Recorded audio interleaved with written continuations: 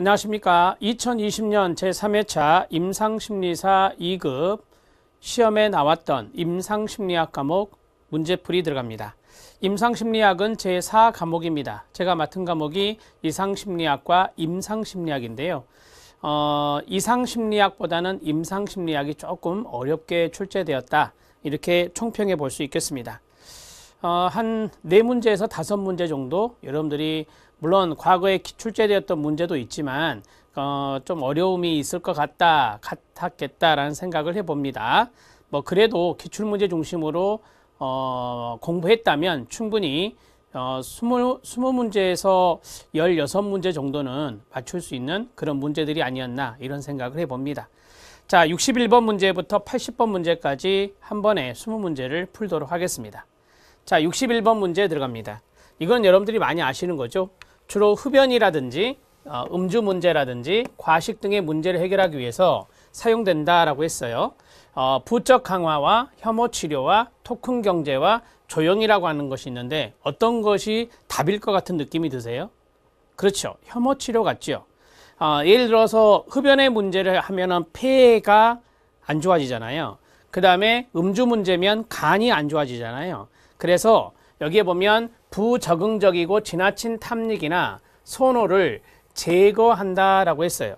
그러니까 흡연에 대한 지나친 탐닉을 제거하는 방법, 그 다음에 음주에 대한 지나친 탐닉을 제거하는 방법이다라고 하는 것이죠.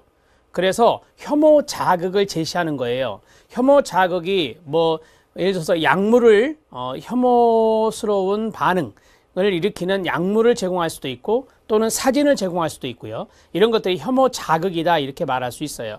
그래서 이걸 제거하는 데 사용되는 행동치료 방법은 혐오치료다 이렇게 말씀드릴 수 있겠습니다. 자, 답은 2번이 되고요. 1번에 있는 부적 강화가 있습니다. 이 부적 강화는 뭐 시험에 나올 법한 거니까 간단하게 말씀을 드리면 이 부적 강화는 강화란 말이 들어갔기 때문에 바람직한 행동을 증가시키는 방법이에요. 그러면 예를 하나 들어서 아이가 자원봉사 이런 것들을 잘 안 하려고 하는데 자원봉사를 잘 하도록 하기 위해서 학교 선생님이 아이들이 싫어하는 화장실 청소를 면제시켜 주죠. 그랬을 때 아이들이 자원봉사를 하려고 하겠죠. 이런 것들이 바로 혐오물을 제거해 주는 거예요. 혐오물을 제거해 줌으로써 바람직한 행동이 증가되는 것을 부적 강화다 이렇게 말할 수 있습니다.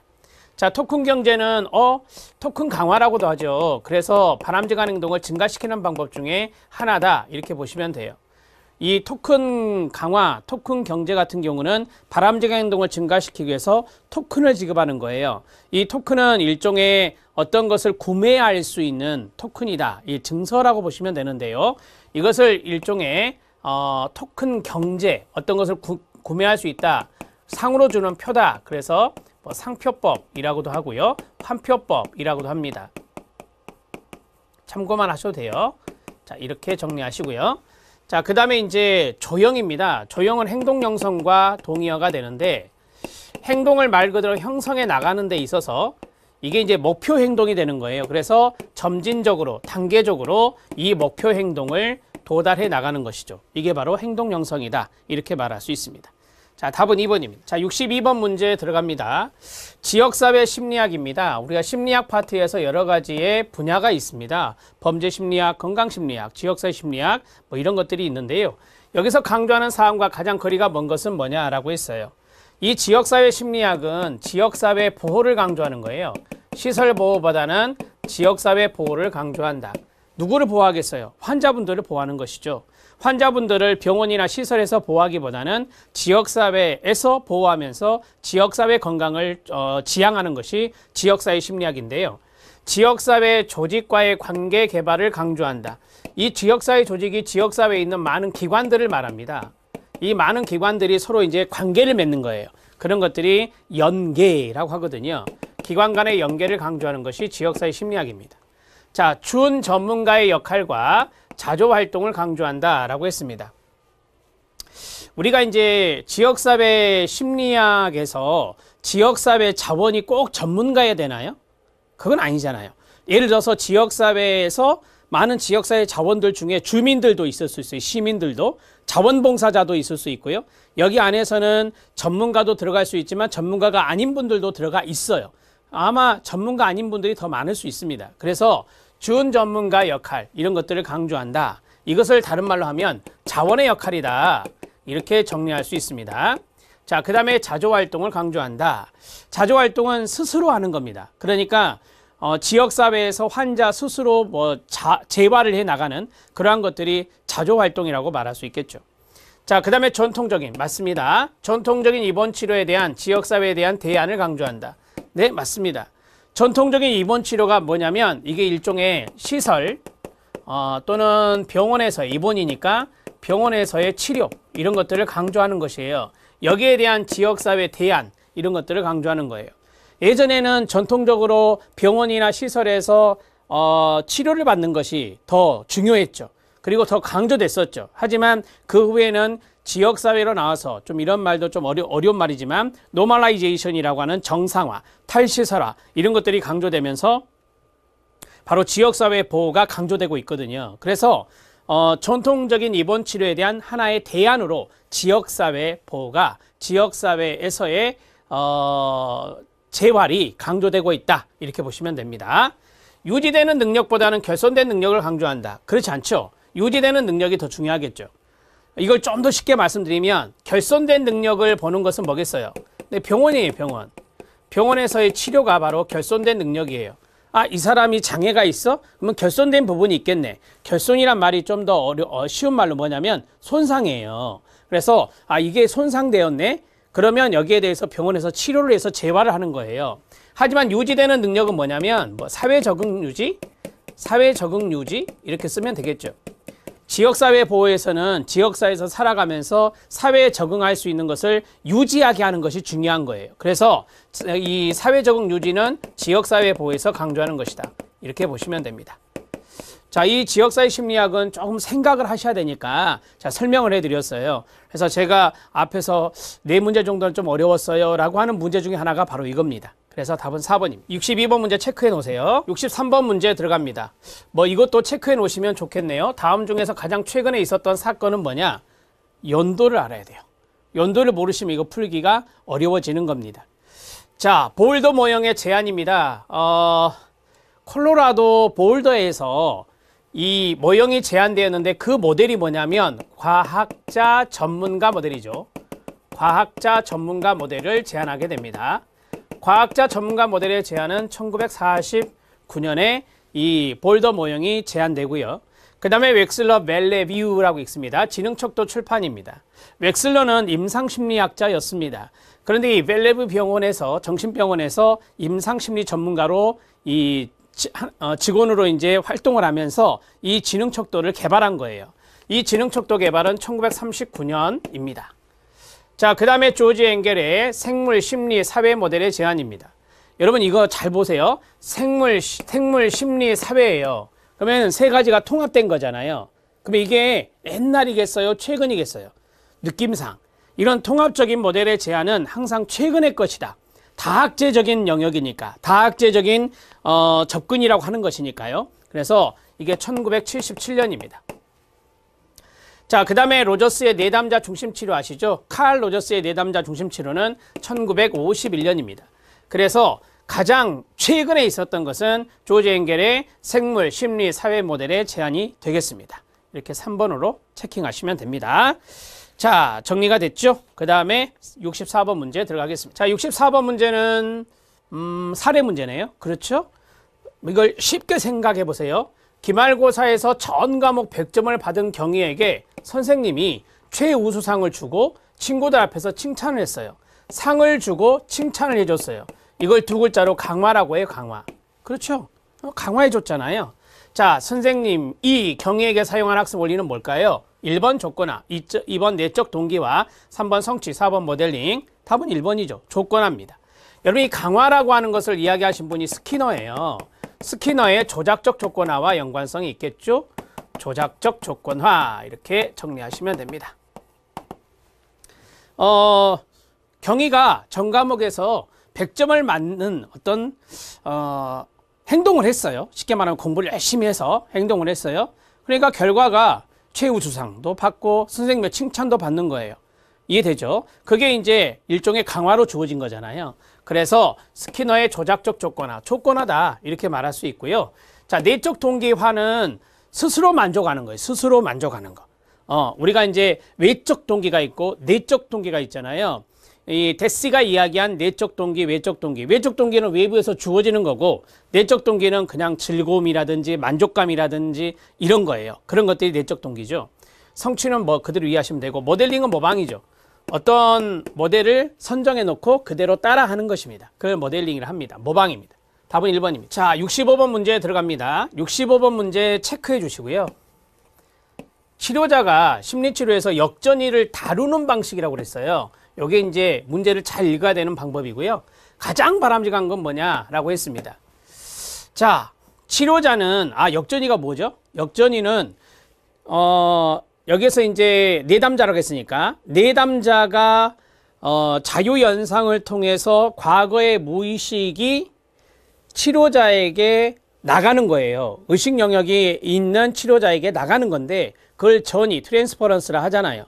그런데 이것을 듣고 있는, 이것을 보고 있는 치료자가 과거의 자신의 무의식과 연관성이 생기게 되면 바로 이러한 것들이 내담자에게 역전이로 나가는 거예요. 이해되죠? 따라서 치료자가 내담자에게 보내는 전이 반응이에요. 자, 치료자는 내담자에 대해서 부정적인 감정을 느끼지 않도록 노력한다라고 했는데요. 자, 바람직한 거라고 그랬습니다. 여러분들이 알다시피 이 치료자가 내담자에 대해서 부정적인 감정을 느끼지 않도록 이라고 했잖아요. 부정적 감정을 느낀다. 대개 우리가 전이 현상이 나타나서 역전이가 나타났을 때는 일종의 동일시 감정이거든요. 동일시 감정이에요. 그러니까 부정적인 감정을 느끼지 않도록 노력한다는 것은 말이 안 되는 거예요. 왜? 동일시 현상이 나타났는데 거기에 대해서 부정적 감정을 느낄 이유가 없죠. 왜? 같은 동일시 감정을 느끼면 느꼈지. 자, 그 다음에 내담자에게 좋은 치료자라는 말을 듣고 싶은 것은 당연한 욕구라고 느낀다. 이거 뭐 여러분 틀린 거는 무조건 아시겠고, 그 다음에 내담자에게 느끼는 역전이 감정은 내담자의 전이와 함께 연결지어서 분석한다라고 했어요. 저는 이게 가장 좋은 거라고 봐요. 그러니까 내담자가 전이를 했단 말이에요. 그런데 치료자가 여기에 대해서 역전이 반응이 나타났을 때 이거를 어떻게 먼저 다루어 줘야 되냐면, 내담자가 나타냈던 전이와 치료자 자신이 나타내는 역전이가 어떻게 연결되는지를 확인해야 되는 거예요. 확인 작업을 먼저 하는 겁니다. 확인을 해서 거기에 대해서 전문가로서, 치료자는 전문가 아닙니까? 전문가로서 그 다음에 어떻게 이 역전이를 활용해서 치료에 활용할 것인지, 치료에 이것을 적용할 것인지를 고민해야 되겠죠. 다시 읽어드리면, 내담자에게 느끼는 역전이 감정은 내담자의 전이와 함께 연결지어서 분석, 확인하는 게 필요합니다. 치료자가 경험하는 역전이를 정확하게 인식해야 하지만 이를 치료에 활용하는 것을 삼가한다. 어떤 교재에서는 역전이는 바람직하지 않으니까 이런 것들을 보여서는 안 된다, 이런 말도 있긴 있어요. 하지만 여기 문제에서는 역전이를 다루는 방식이라고 그랬잖아요. 그래서 고도의 숙련된 치료자는 이 역전이를 활용해요. 치료에 활용한다고요. 그러니까 여기 보면 경험하는 역전이를 정확하게 인식해야 되는 거 당연히 맞죠. 인식해야 됩니다.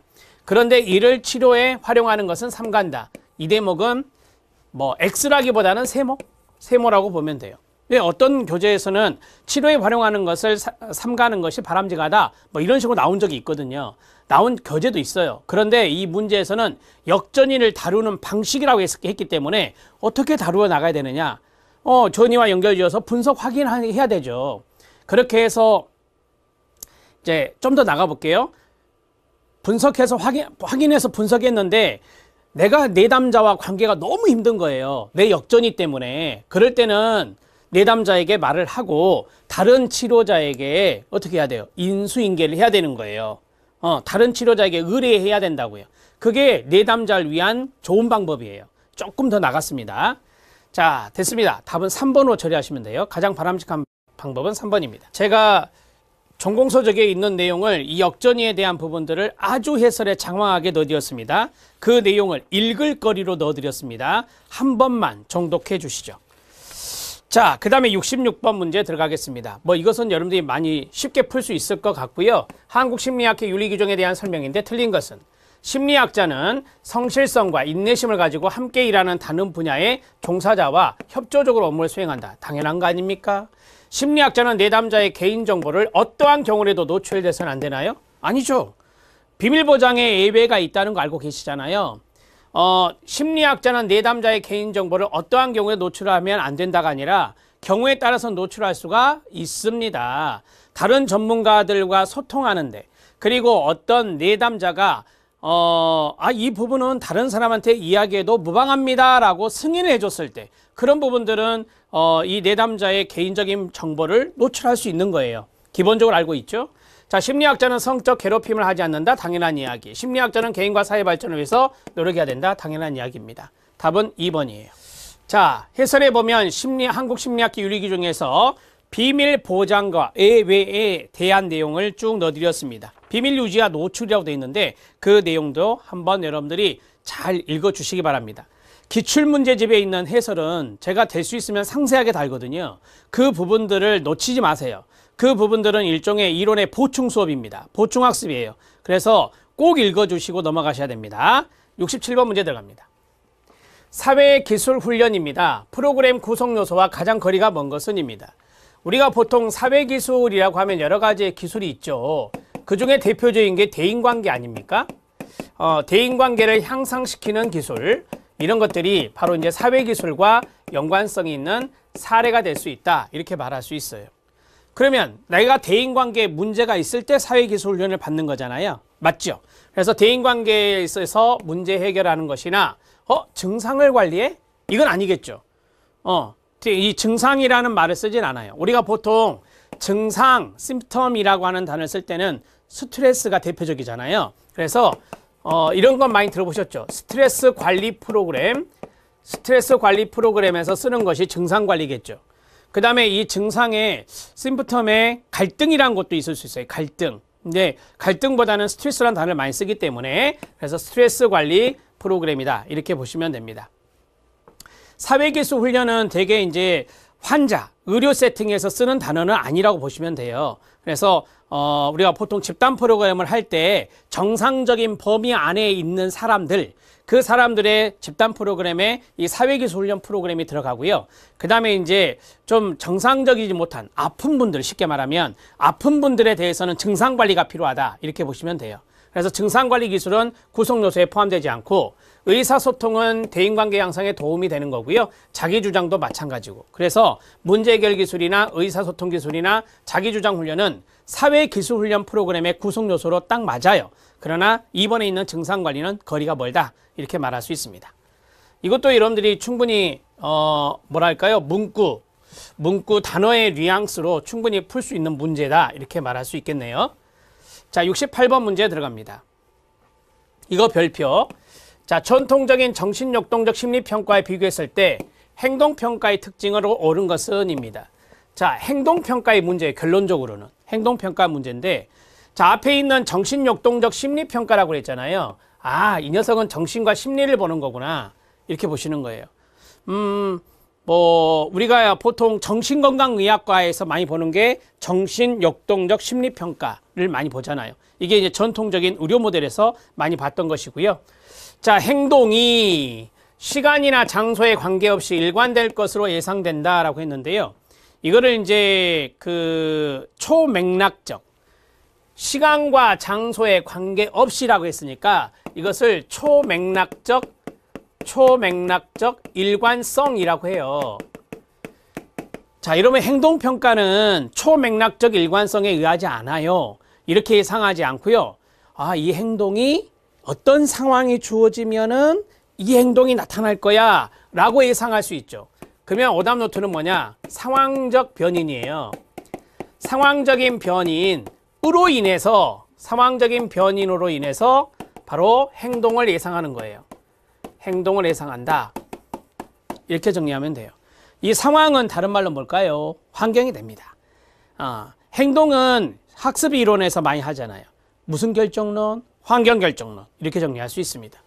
개인간을 비교하며 보편적 법칙을 더 강조한다라고 했는데, 여러분들이 알다시피 행동평가라고 하는 것은 법칙 접근적, 그러니까 여기 법칙이라는 단어가 있잖아요. 보편적 법칙이라고 하는 거, 이것이 중요한 것이 아니에요. 쉽게 말씀드리면 개별 사례적인 거예요. 개별 사례적 접근을 중시한다. 이렇게 정리하시면 돼요. 우리가 이제 그 보편적인 법칙을 법칙 접근이라고 하는데, 이렇게 부등호하면 돼요. 보편적인 법칙 접근보다는 개별 사례적 접근을 중요하게 생각하는 것이 행동평가다. 이렇게 정리할 수 있습니다. 뭐 이것은 예전에도 나왔던 것 같아요. 행동평가에서. 자, 행동을 징후라고 해석하기보다는 표본으로 간주한다라고 했는데요. 여러분, 이 징후 심텀이라고 하는 것은요, 어디에서 써요? 되게 정신병리에서 많이 쓰죠. 징후라고 하는 것은 정신병리적 요소에서 많이 쓰는 거예요. 정신병리적 요소에서 많이 쓰는 것이기 때문에 행동을 징후라고 해석하기보다는 그 다음에 표본으로 간주한다라고 했어요. 이 표본은 우리가 일종의 전체가 있으면 그 전체를 다 보는 게 아니라 그 중에 일부가 표본이라고 하잖아요. 그래서 뭐 가설, 연역적 접근이다. 가설, 연역적 접근에 의해서 우리가 행동을 본다. 이렇게 보실 수 있어요. 제가 이제 해설에 보면은 어떤 이야기를 써드렸냐면, 가설, 연역적 접근을 해서 환경적 원인을 규명하는 것이다. 여기 있잖아요. 환경적 원인을 규명하는 것이다.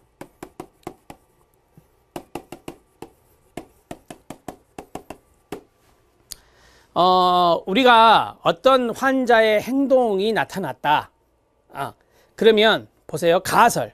이 행동이 어떠한 것에 의해서 나타났을 것이다. 이런 식으로 이제 우리가 가설을 세우게 되는데, 그게 바로 표본에 의해서 가설이 이루어진다라고 하는 거예요.